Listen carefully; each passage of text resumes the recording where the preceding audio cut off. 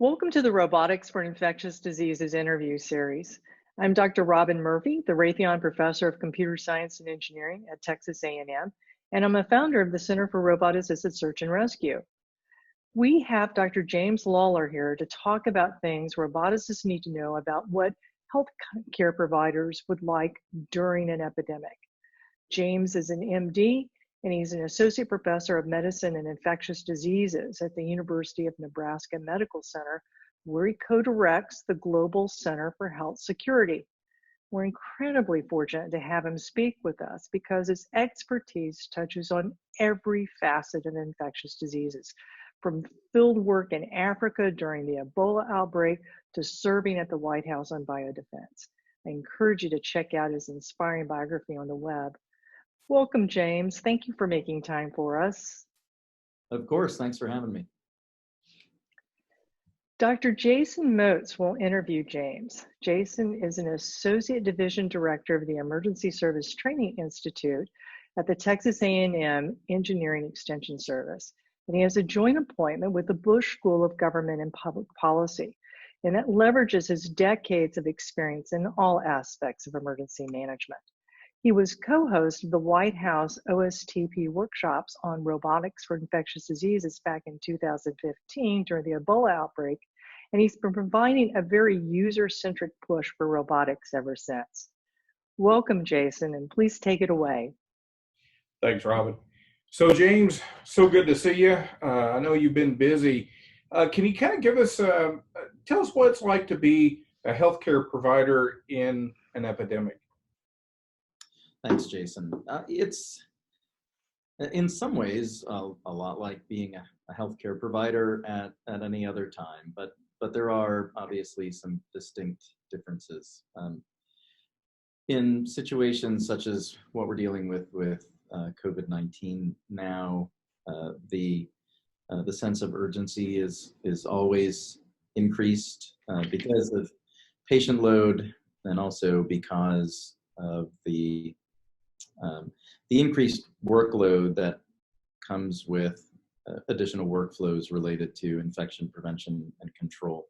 And this particular epidemic, I think, is different from what many of us have experienced in the past, where it's really now leaked out to the entire health system and hasn't been confined just to specialized wards or specialized teams.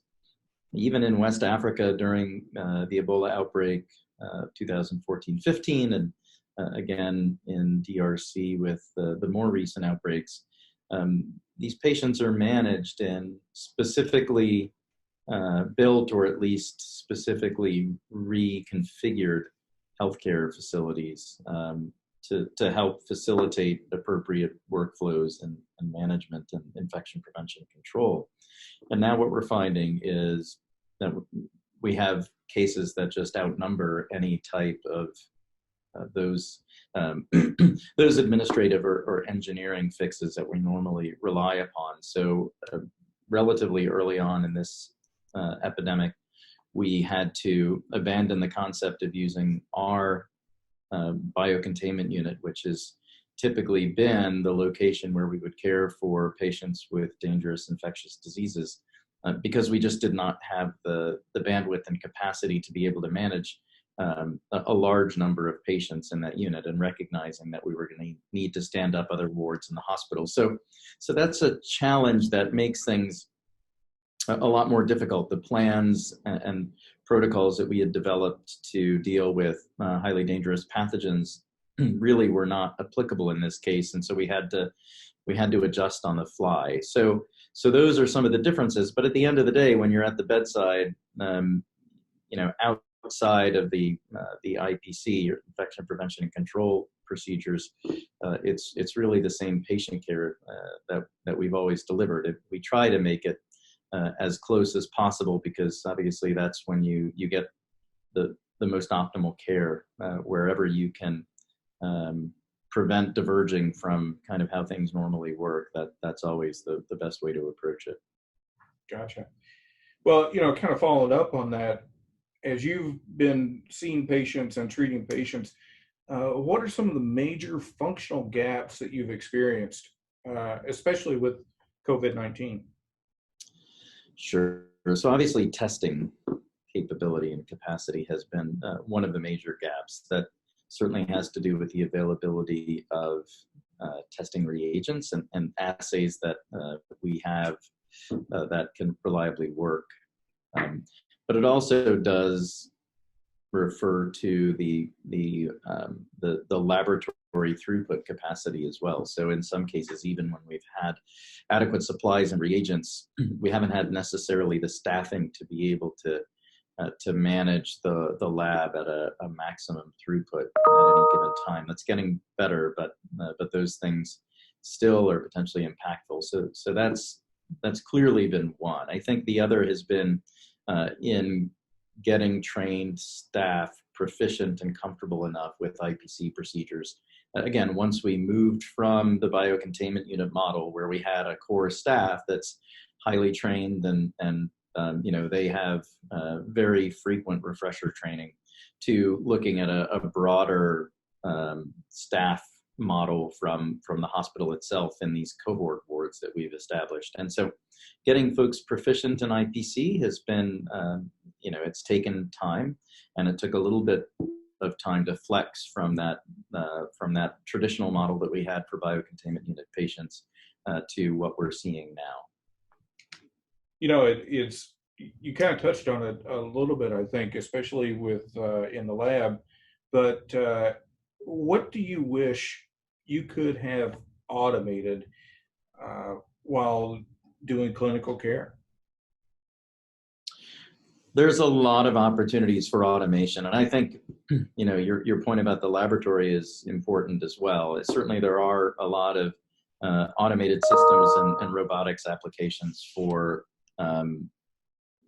laboratory diagnostic testing, although some of those systems are not very flexible and take a great deal of effort to apply from one diagnostic platform to another, and so that's an issue. On the clinical side, really from my perspective in clinical care and having to do very strict infection prevention control practices, I really try and focus on more of those engineering and administrative controls that we talk about when we're looking at the hierarchy of controls for hazards, right? That's kind of basic industrial hygiene 101, where PPE, and the thing that everybody really fixates on, right, is what type of mask you're wearing.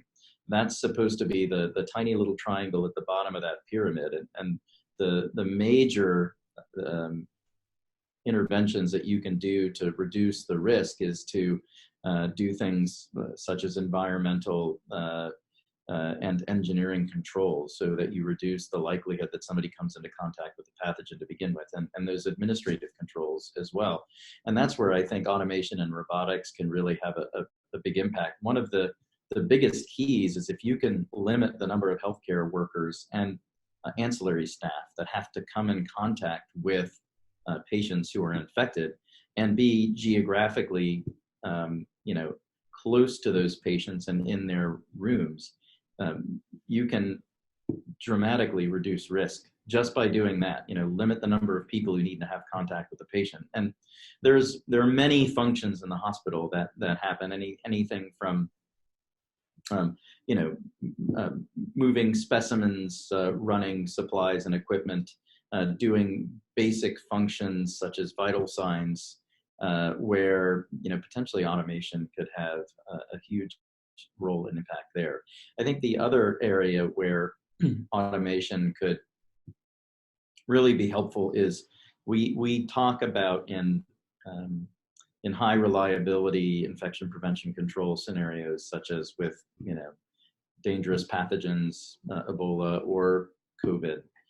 We talk about having doffing be an observed process as much as possible, and a guided process. And sometimes some institutions have protocols that include a helping hand, so to speak, with certain parts of doffing. But anytime you have proximity of staff together during the doffing process, and certainly having to touch one another, there's risk of cross-contamination.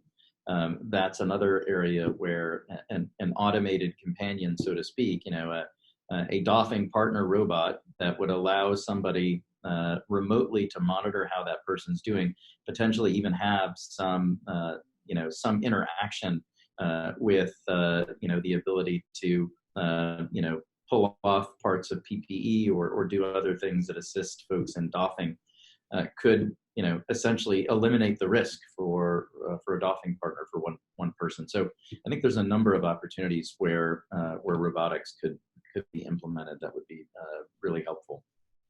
Great. So I don't want to put you on the spot. Well, I do, but tell me, of all of the things that you can think about, what do you think is the greatest need that robotics could address in a pandemic? So I really think that the first thing probably is in the laboratory. If we can create high throughput automated laboratory systems, first of all, I think we could create systems that, again, almost take the human out of the loop, and have human on the loop systems where the automated system is really doing all of the potentially dangerous, hazardous handling. The second thing I think we could do is dramatically improve the throughput of those laboratories by building automation into it. And I think it could be miniaturized in a way that would make it a lot more portable, right? I mean, if you build a laboratory for a person, you need lots of space for people to be able to move around. If you build an automated laboratory, it can be incredibly compact and space efficient, and that would make it much more portable. All right. Well, James, thank you so much for spending time with us.